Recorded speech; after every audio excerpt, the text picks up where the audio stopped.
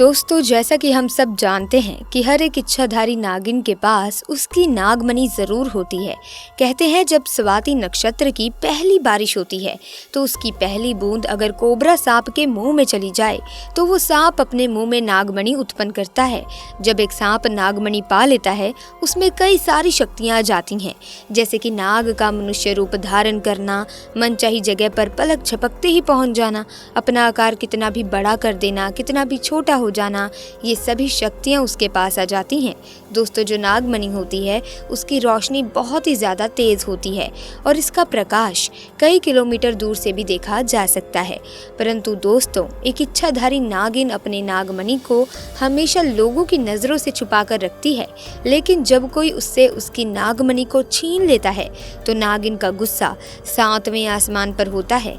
ऐसे में एक सच्ची घटना से आज हम आपको रूबरू करवाने वाले हैं, जिसे सुनकर आप भी दंग रह जाएंगे। लेकिन उससे पहले दोस्तों, जो भी महादेव के भक्त हैं पूरी श्रद्धा से सच्चे मन से कमेंट बॉक्स में लिख दें हर हर महादेव।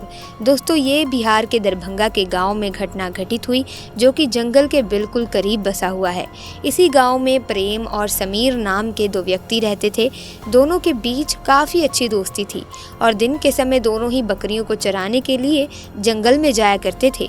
उसी जंगल में एक इच्छाधारी नागिन अपने नाग के साथ रहती थी और अपनी नागमणि की रखवाली किया करती थी। एक बार समीर की बकरी घने जंगल में चली गई। समीर ने प्रेम से कहा कि तुम आज मेरी बाकी बकरियों को लेकर घर वापस चले जाओ, मैं अपनी इस बकरी को जंगल के अंदर से ढूंढ कर वापस आता हूँ, जो शायद जंगल में थोड़ा अंदर चली गई है।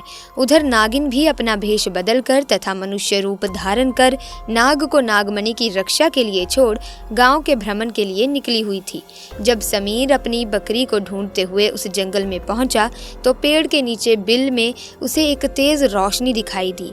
उसे लगा कि कोई कीमती हीरा या फिर आभूषण उसके नीचे छुपा हुआ है, तो उसने उसी पेड़ की टहनी को तोड़ा और एक बड़ा सा डंडा बना लिया और उस बिल को जोर जोर से मार कर तोड़ने लगा। उस बिल को तोड़ते समय समीर बहुत तेजी से डंडे से वार कर रहा था, जिसमें से 2 चोट नाग के बिल के अंदर मौजूद नाग पर लग गई और नाग ने उसी समय अपना दम तोड़ दिया। जब समीर ने मरे हुए नाग को देखा और उसके पास तेज चमकती हुई मणि को देखा तो वो समझ गया कि वो चमकती हुई चीज और कुछ नहीं बल्कि एक नागमणि है। उसने पहले नाग को डंडे से हिलाया और ये सुनिश्चित किया कि नाग मर गया है या फिर जिंदा है।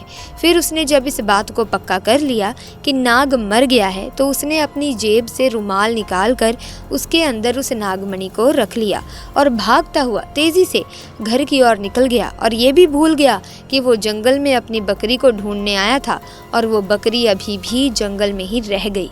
इधर जब नागिन वापस अपने बिल की तरफ लौटी तो जैसे ही उसने नागमणि गायब पाई और अपने नाग को मरा हुआ देखा तो वो गुस्से से आग बबूला हो गई। उसने अपनी शक्ति से नाग की आंखों में ये देख लिया कि उसके नाग का कातिल कौन है। समीर ने अब एक बहुत बड़ी गलती कर दी थी कि उसने नाग के मरे हुए शरीर को वहीं जंगल में छोड़ दिया था। अगर वो नाग के शरीर को उसी समय जला देता तो शायद नागिन को उसके बारे में कभी पता ही नहीं चलता।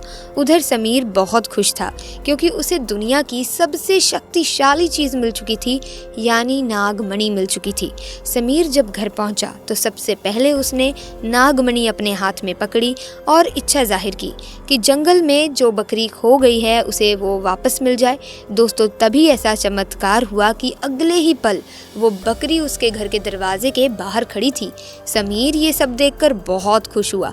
उसने नागमणि की सहायता से अपने घर को ही बदल दिया और अब गांव का सबसे अमीर इंसान बन चुका था, और वो भी केवल और केवल नागमणि की मदद से। उधर अपने नाग की हत्या का बदला लेने के लिए नागिन आग बबूला हो रही थी, परंतु वो विवश थी क्योंकि समीर के पास नागमणि थी और वो तब तक समीर को नुकसान नहीं पहुंचा सकती थी जब तक उसके पास वो नागमणि मौजूद है। दोस्तों, कहते हैं कि इच्छाधारी नागिन बगैर नागमणि के कोई भी रूप धारण कर सकती है। अपनी शक्ति का फायदा उठाकर नागिन ने एक सुंदर कन्या का रूप धारण किया और समीर किसी काम से दूसरे गांव जा रहा था तो उसके बीच रास्ते में बैठ गई और रोने लगी। जब समीर ने देखा कि एक बहुत ही सुंदर स्त्री रो रही है तो वो तुरंत बैलगाड़ी से नीचे उतरा और उस कन्या से पूछने लगा कि आप क्यों रो रही हो। सुंदर कन्या के भेष में उतरी उस नागिन ने कहा कि मेरा नाम किरण है और मैं अपने पति के साथ दूसरे गांव में रहती हूँ, परंतु कल वो एक कन्या के साथ शादी करके आ गया और मुझे मार मार कर घर से बाहर निकाल दिया। मैं बेसहारा हूँ, लाचार हूँ। समीर को उस स्त्री पर तरस आ गया और उसकी सुंदरता से समीर बहुत मोहित भी हुआ और उसे अपने घर ले आया। धीरे धीरे नागिन और समीर के बीच में दोस्ती शुरू हो गई और ये दोस्ती इतनी गहरी होती चली गई कि समीर को पता ही नहीं चला कि कब वो उस स्त्री के प्यार में फंस चुका था। एक दिन समीर और किरण यानी वो नागिन दोनों घूमने के लिए गए और एक जगह एकांत पाकर किरण ने समीर से पूछा, ये तुम्हारे गले में ये चमकती हुई चीज़ क्या है? तो समीर ने बोला, अरे कुछ नहीं, साधारण सा आभूषण है, मुझे अच्छा लगता है इसलिए मैं इसे गले में पहन लेता हूँ। दोस्तों, ये वही आभूषण था जिसे आप नागमणि के नाम से जानते हैं।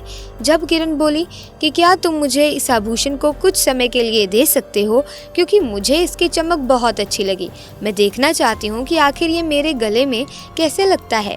इस पर समीर चिल्लाते हुए बोला, नहीं, मैं तुम्हें ये नहीं दे सकता, इसके बदले तुम और कुछ मांग लो, मैं तुम्हें दे दूंगा।